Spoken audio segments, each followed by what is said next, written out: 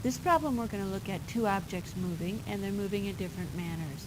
We have a speeder driving down the road, and they're moving at a constant 20 meters per second, so that's object one. They pass a patrolman parked on the side of the road, so the patrolman is not moving. Patrolman doesn't start moving until 3 seconds after the car passes him, and then because he's not moving, has to accelerate, and accelerates at a constant 4 meters per second squared. The question asks us to figure out, when does the patrolman catch the speeder? We're going to make the assumption that the patrolman does catch the speeder because that makes the math easier for us to work. How do we approach this?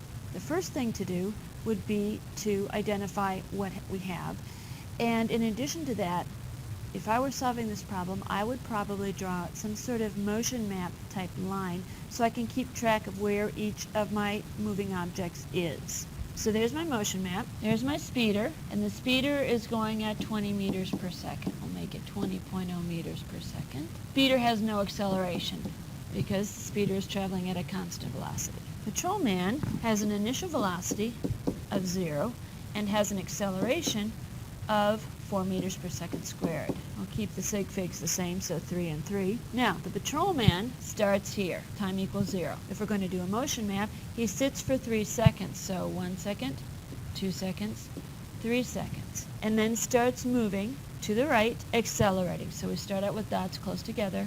Our speeder, meanwhile, is cruising along at constant velocity. For our speeder, time equals 0. When our scene opens, he is 3 seconds away from where our patrolman is. So 1, 2, 3 seconds. So we can count that as our time equals 0 for our speeder. So what we're going to do is we always work from the furthest back point. So that's going to be the position where the patrolman is sitting. And we're going to measure how far the patrolman travels from where he starts to where he meets the speeder. So that's from here, let's say, to here. We're going to measure the distance the speeder travels in that same amount of time, and he's going to travel from here to here. But while that 3 seconds was going by, he also traveled from where he passed the speeder to where the patrolman starts moving. So we have to account for that distance as well. So what we're going to do is we're going to come up with an equation for both the speeder and the distance traveled from the far left-hand point, and for the patrolman. So the distance traveled by the speeder, the displacement of the speeder, is d equals no acceleration, so it's just velocity times time. So 20 meters per second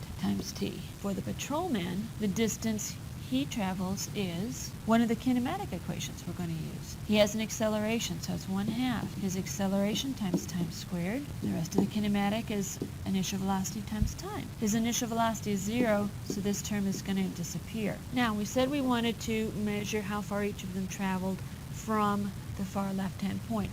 So we have to account for this distance. To account for this distance, again, our speeder is going at constant velocity, so it's v times t. Velocity is 20 meters per second, and we know the time that the patrolman waited was 3 seconds. So the total distance now our speeder travels is the sum of those. So it's going to be 20 meters per second times time for the time that both objects are traveling, plus 20 times 3, or 60 meters, that the speeder traveled while the patrolman was just waiting. If the patrolman catches the speeder, then the distance the speeder travels is equal to the distance that the patrolman travels. So we're going to set those two equations to each other. So the distance the speeder travels is equal to the distance the patrolman traveled during the whole time our scene is running. And we have only one unknown. We have t as our unknown. We can solve for t. This should be t squared. So if we solve it, we have 20t plus 60 minus, because we're going to bring our 1/2 4 times t squared to the other side, equals 0. And the reason we're going to do that is now we have our equation set up as a quadratic pattern, and we can solve a quadratic. We have a program that you can put on your calculator if you want. It's called quad form. It makes it really easy to solve quadratic equations. So if we rewrite this in the standard quadratic equation format, it's going to look like this.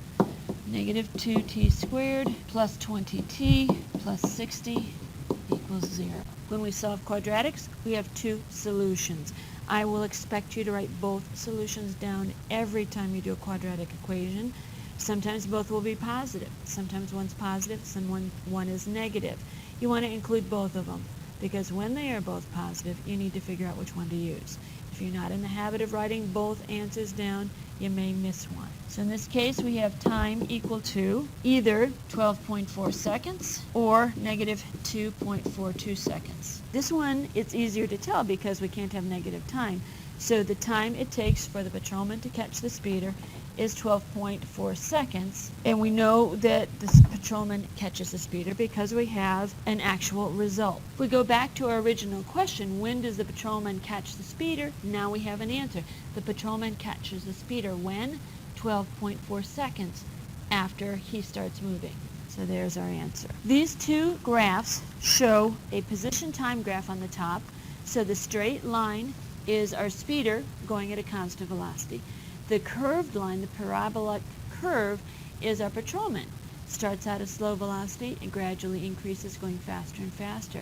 And we can see, if we take a look at this, 12.4 seconds after the patrolman starts moving, they intersect. That's 3 seconds after our scene opens, so 12.4 plus 3 seconds gets us to the 15.4 seconds, which is where these two lines intersect. So it's just under 15 and a half seconds. The other graph on the bottom is a velocity time graph. We have a nice horizontal line for our speeder, and the area under that line, shaded in blue, is the distance the speeder has traveled, or his displacement, since he's going in a straight line, in that amount of time. And the patrolman has a diagonal line because he has a constant acceleration. The area under that curve is his displacement, and at 15.4 seconds, which is where the shaded areas end, the area of the rectangle is equal to the area of the triangle if we were to calculate out both areas.